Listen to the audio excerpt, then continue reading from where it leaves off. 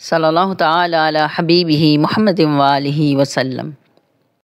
الا ان اولیاء اللہ لا خوف علیہم ولا هم یحزنون۔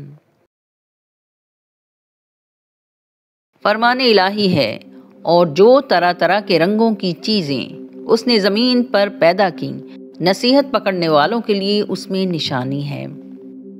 سلسلہ عظیمیہ کے سربراہ الشیخ عظیمی بابا جی فرماتے ہیں کہ روحانی نقطۂ نظر سے جو شے بھی انسانی حواس میں آ جائے اسے رنگ یا روشنی کہا جاتا ہے۔ کائنات میں ہر شے، ہر تخلیق رنگ اور روشنی پر قائم ہے، اور اس قانون کو نظریہ رنگ و نور کا نام دیا گیا ہے۔ نظریہ رنگ و نور کے مطابق ہر تخلیق روشنی کے غلاف میں بند ہے جو طبعی حالت پر اثر انداز ہوتی ہے۔ انسانی جسم رنگوں کا مجموعہ ہے اور رنگوں سے متاثر ہوتا ہے۔ رنگ جسم کے افعال کے ذمہ دار ہیں۔ اعضاء اور توانائی کے مراکز مخصوص فریکوینسی پر ارتعاش کرتے ہیں۔ مخصوص فریکوینسی میں ارتعاش نہ ہو تو بیماریاں ظاہر ہوتی ہیں، یعنی جسمانی نظام معمول سے ہٹ جاتا ہے۔ روحانی معالجین رنگ اور جسم کے تعلق سے واقف ہوتے ہیں، اور فریکوینسی کا تعلق لہروں سے ہے۔ لہر روشنی ہے اور روشنی زندگی ہے۔ دوسرے لفظوں میں جسم روشنی کے علاوہ کچھ نہیں ہے۔ روشنیاں ہمیں ڈھانپے ہوئے ہیں۔ رنگوں کے علم سے واقفیت ہونے کے بعد جسم کو روشنی میں تحلیل کیا جا سکتا ہے۔ مٹی کے برتن مٹی ہی سے جوڑے جاتے ہیں۔ کپڑے کی گڑیا دھاگے سے سلتی ہے۔ پلاسٹک کے برتن پلاسٹک سے مرمت کیے جاتے ہیں۔ لوہے کا سامان لوہے سے ویلڈنگ کر کے جوڑا جاتا ہے۔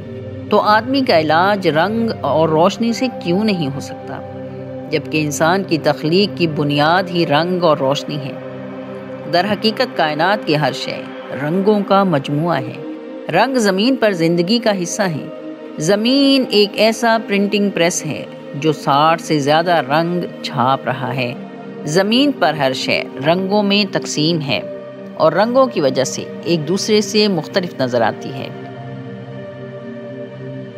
پانی اور پانی کی لہروں کا رنگ پہاڑ جیسا ہو جائے تو لوگ میدانی علاقوں میں پہاڑ کو ہزاروں فٹ اونچی جامد لہریں دیکھیں گے، اور پانی میں 10 فٹ اونچی لہر کو پہاڑ کی چوٹی گمان کریں گے۔ عالمین میں جہاں کہیں بھی مخلوق کا تذکرہ ہے وہاں رنگ کا ذکر ہوگا، کیونکہ مخلوق کی بنیاد رنگ ہے۔ رنگ حد بندی ہے، بے یقینی ہے۔ رنگوں میں تغیر ہوتا ہے جس کی وجہ سے شکوک و شبہات پیدا ہوتے ہیں۔ حدود کا تعین نہ ہو تو رنگ نظر نہیں آتا۔ ایسے بھی رنگ ہیں جو مادی آنکھ کو نظر نہیں آتے۔ عقل سے ماورا رنگوں کو دیکھنے کے لیے دل کی آنکھ سے واقف ہونا ضروری ہے۔ الشیخ عظیمی بابا جی فرماتے ہیں کہ رنگ اہل علم کے لیے دعوت فکر رکھتے ہیں۔ تفکر کرنے سے نت نئی جہتیں اور انکشافات کا اظہار ہوتا ہے۔ یہ نہ صرف اللہ کے نظام کائنات میں معاون و مددگار ہیں، بلکہ اللہ کی مخلوق کے لیے فائدہ مند اور ترقی کا ذریعہ ہیں۔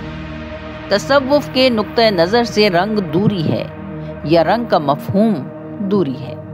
رنگ برنگ دنیا سے ایک مراد یہ بھی ہے کہ ہر شے تغیر پذیر ہے۔ نطفے سے بچپن، جوانی، شباب، بڑھاپا، یہ سب وہ تغیرات ہیں جن سے رنگ آمیزی ظاہر ہوتی ہے۔ رنگوں کا آمیزہ خاکی ہے۔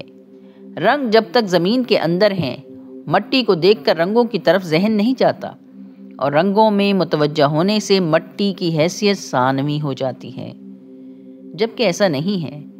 رنگ نور کی بساط ہے، کیونکہ نور روشنی میں منتقل ہوتا ہے، اور روشنی کا مظاہرہ رنگ ہے۔ زمین کے اوپر نیچے جہاں بھی مخلوق موجود ہے وہ رنگوں سے مرکب ہے۔ جب کوئی آدمی آدمیت کے دائرے میں رہتے ہوئے جسمانی نظام پر غور کرے گا تو آدمی رنگوں سے مرکب نظر آئے گا۔ آدمی کے اندر اور باہر کے رخوں پر غور کریں تو آدمی کا جسم 17 سے زیادہ رنگوں سے مرکب ہے، جبکہ جدید سائنس کی روح سے آدمی 100 سے زیادہ عناصر سے مرکب ہے۔ یہ تمام عناصر اور گیسز بھی رنگ ہیں۔ آکسیجن، ہائیڈروجن، نائٹروجن بھی رنگ ہیں۔ حتیٰ کہ خلیے کے اجسام رنگ سے مزین نظر آتے ہیں۔ رنگ دراصل معین مقداریں ہیں۔ اور مقداریں وہ فارمولے ہیں جن پر زندگی قائم ہے۔ ہر شے کی مخصوص مقداریں ہیں۔ روشنی کی مقداریں روپ بروپ ہیں۔ رنگ کی بنیاد روشنی ہے اور روشنی پرت در پرت نور ہے، یعنی نور کا تنزل روشنی ہے۔ لاشعور روشنی کا زون ہے۔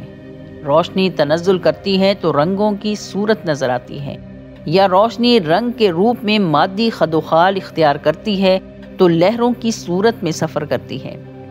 اس لیے طول موج پر مشتمل ہے۔ رنگوں کی تعداد 60,000 سے زائد بتائی جاتی ہے۔